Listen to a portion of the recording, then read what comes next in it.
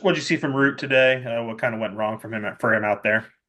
Well, really been locating. He was pitching from behind a lot, and it just was, a tough situation. Wind blowing out hard, behind in the count. Give credit to Ole Miss's hitters; they fouled off a lot of pitches and laid off a lot of borderline pitches, but just not the command that he's had.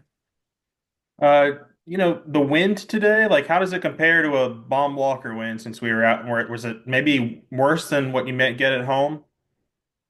Oh yeah, our winds at home are usually crosswinds. This was blown straight out to left about 20 plus, and it's same for both teams. It didn't cost us the game. They did hit probably a wind blown home run or two, but they had runners on base, and what got us was that the first 6 innings, the leadoff man got on base 6 innings in a row, and I think he scored.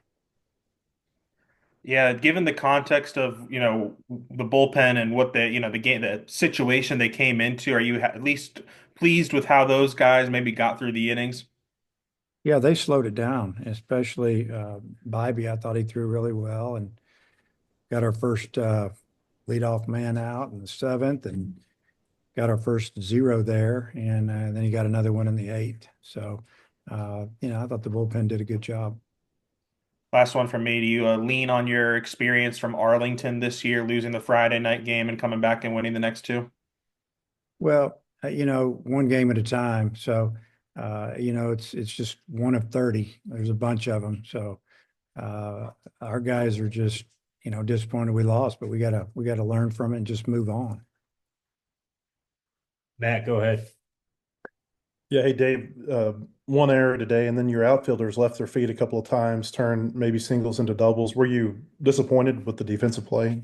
Well, I think just the one play, because that ball is going to drop, and if it had been a dive where it hits your glove, but it was 3 and 4 feet in front of him, and with two outs and a runner scores from first, and really that was really the play that we shouldn't have had. And then, the ball that Iredale just took it out of his glove. He was trying to turn a double play on a ball that wasn't hit very hard, and he dropped the ball. So I wasn't really disappointed in our outfield play. I mean, we had our center fielder crashed into the wall full speed just about, and he didn't catch the ball, but it was a really good effort.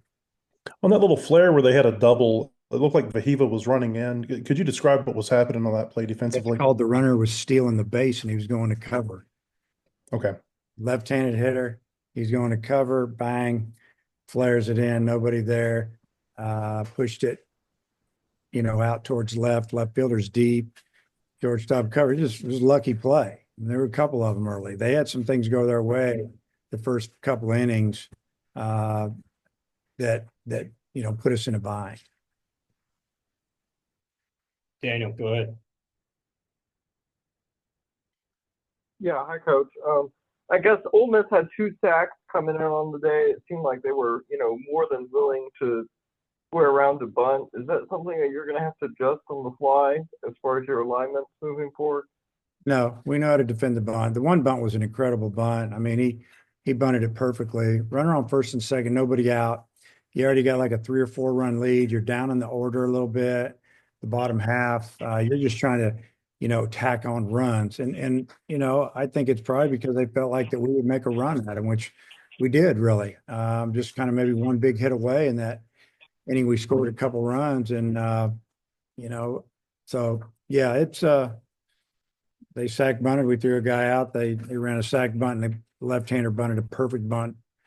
And it's the way it is. Your third baseman has to stay back a little bit just in case they try to steal.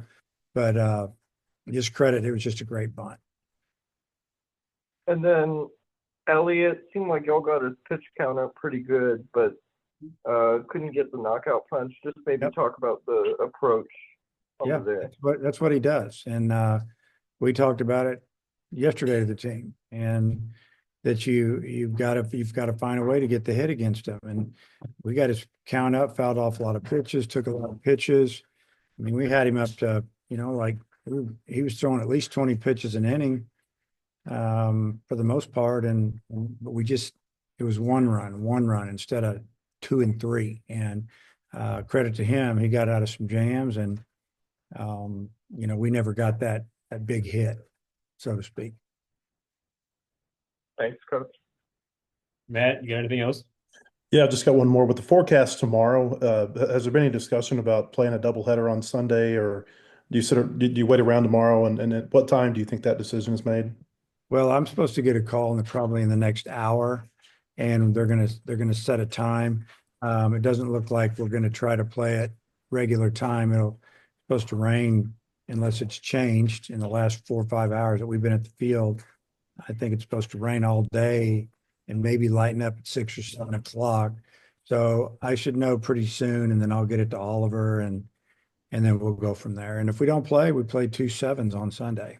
BetOnline is the world's most trusted betting platform and your number one source for betting on all the madness. Whether you're a seasoned fan or a first-time bettor, BetOnline is your ultimate game day companion. With the largest selection of odds on everything from college basketball to a $200,000 bracket contest, BetOnline continues to be your number one sports betting source. From every Cinderella story to every hat trick, BetOnline has you covered with odds, stats, and more for every game, every play, and every win.